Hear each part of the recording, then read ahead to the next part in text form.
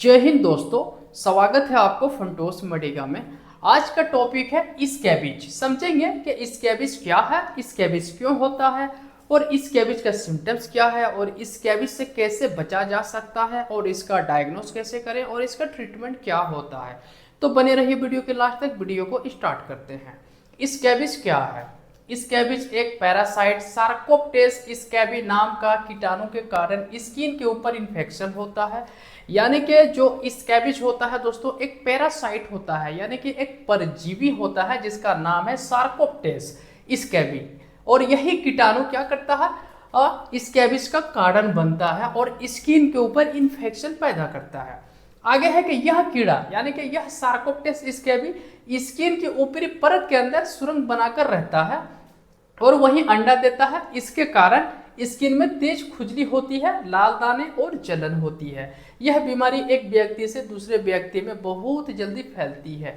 यानी कि यह जो पैरासाइट है स्कैबी नाम का, ये स्किन का जो ऊपरी परत है उसमें अपना घर बनाता है, सुरंग बनाता है और वहां पर अंडा देता है। अंडा से फिर बच्चा निकलता है और इसी तरह से इसका साइकिल चलते रहता है। और पेशेंट को क्या होता है, बहुत ज़्यादा खुजली होता है, जलन होता है, इस तरह का कंडीशन देखने को मिलता है। और यह जो बीमारी है स्कैबिज एक व्यक्ति से दूसरे व्यक्ति में बहुत जल्दी फैलती है। तो दोस्तों ये है स्कैबिज। अब समझेंगे कि स्कैबिज कैसे फैलता है। तो स्कैबिज फैलने का जो कारण है, एक नंबर में है संक्रमित व्यक्ति के सीधे संपर्क से। यानी कि अगर किसी पेशेंट को, किसी व्यक्ति को स्कैबिज हो रखा है और अगर उससे कोई अनइन्फेक्टेड व्यक्ति उसके कांटेक्ट में आता है, उसके संपर्क में आता है, तो स्कैबिज उसको हो सकता है। और 2 नंबर में है संक्रमित व्यक्ति के कपड़े, बिस्तर या तौलिया इस्तेमाल करने से। अगर जो इन्फेक्टेड व्यक्ति है जिसको स्कैबिज हो रखा है, उसका जो कपड़ा है, तौलिया है, गमछा है, उसका कपड़ा इस्तेमाल करने से भी स्कैबिज फैल सकता है। 3 नंबर में है परिवार में एक व्यक्ति को होने पर बाकी लोगों में फैल सकता है। यानी कि अगर किसी फैमिली में एक जन को हुआ है तो बाकी जन में भी हो सकता है। आगे है कि भीड़ भाड़ वाली जगहों पर रहने से। अगर भीड़ भाड़ वाली जगहों में आप रहते हैं तो भी आपको फैल सकता है। तो ये था दोस्तों कॉमन कारण फैलने का। और अब समझेंगे सिम्टम्स के बारे में कि अगर किसी को स्कैबिज हो जाए तो क्या क्या लक्षण देखने को मिल सकता है। रात में बहुत तेज खुजली, यानी कि रात में सबसे ज्यादा खुजली होता है। क्यों होता है? क्योंकि जो सार्कोप्टेस स्कैबी नाम का कीटाणु है, यह रात में स्किन में चलना शुरू करता है, एक जगह से दूसरे जगह यह चलता है, जिसके वजह से बहुत ज़्यादा खुजली होता है, इचिंग होता है। और जब इचिंग करता है पेशेंट, खुजली करता है, तो साथ में जलन भी देखने को मिलता है। आगे है उंगलियों के बीच खुजली, यानी कि उंगलियों के बीच में ज़्यादा देखा जाता है। और आगे है कलाई, कोहनी, कमर और बगल में दाने दाने जैसा हो सकता है।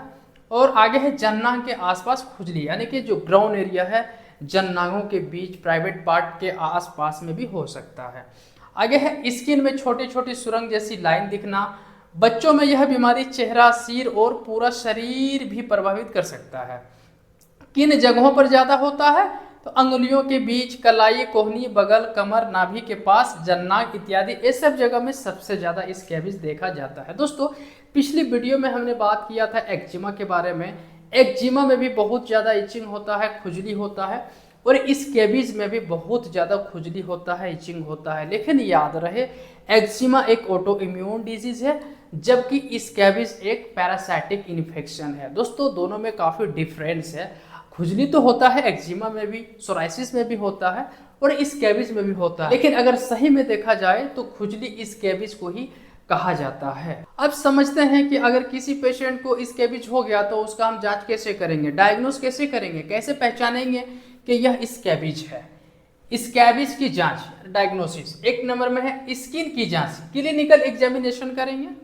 और 2 नंबर में है स्किन की स्क्रैपिंग लेकर माइक्रोस्कोप से जांच करेंगे तो भी पता चल जाएगा। और 3 नंबर में है खुजली और दाने का पैटर्न देख करके डॉक्टर इसको पहचान करते हैं और आसानी से पहचान में आ जाता है कि यह स्कैबिज है, पैरासाइटिक स्कैबी नाम का कीटाणु से होने वाला इन्फेक्शन है।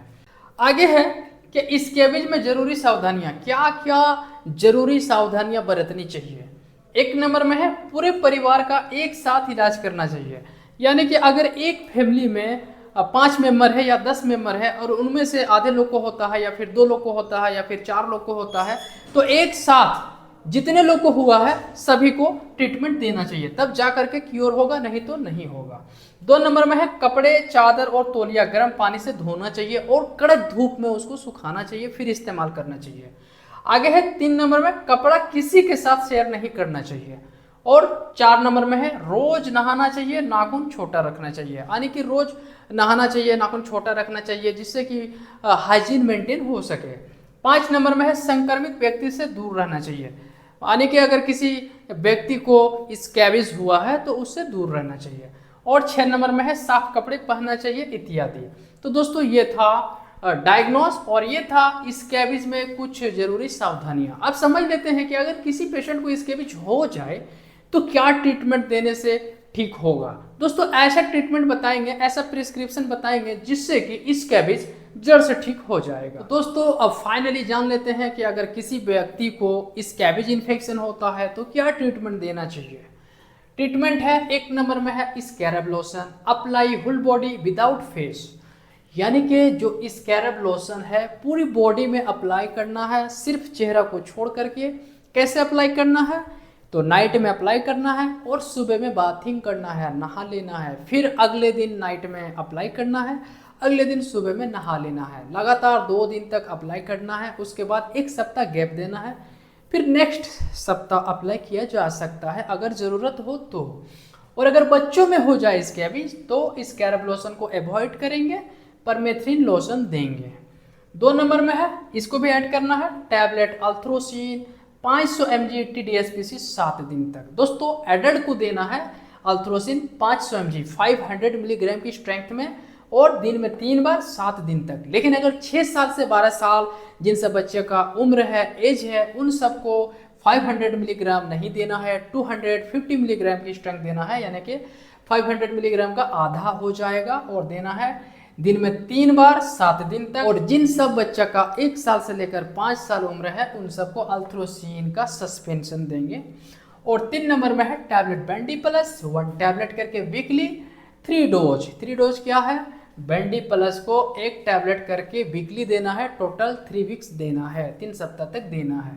बच्चों में कैसे देना है, तो जिन सब बच्चा का 2 साल से कम एज है, कम उम्र है, उन सब में बेंडी प्लस अवॉइड करना है।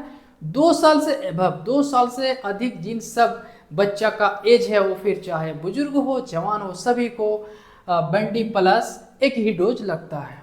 4 नंबर में है टैबलेट लिवोसेट 5 mg, यानी कि लिवोसेट्रिजिन 5 मिलीग्राम की स्ट्रेंथ में 1 टैबलेट ओडीपीसी 10 डेज तक देना है। जिन सब बच्चा का 6 साल से 12 साल उम्र है उन सब में 5 mg का आधा हो जाएगा, 2.5 mg 2.5 mg हो जाएगा। और कितना देना है, ओडीपीसी 1 ही टाइम देना है, 10 दिन देना है। 1 साल से 5 साल जिन सब बच्चा का उम्र है लिवोसेट्रिजिन का सस्पेंशन देंगे।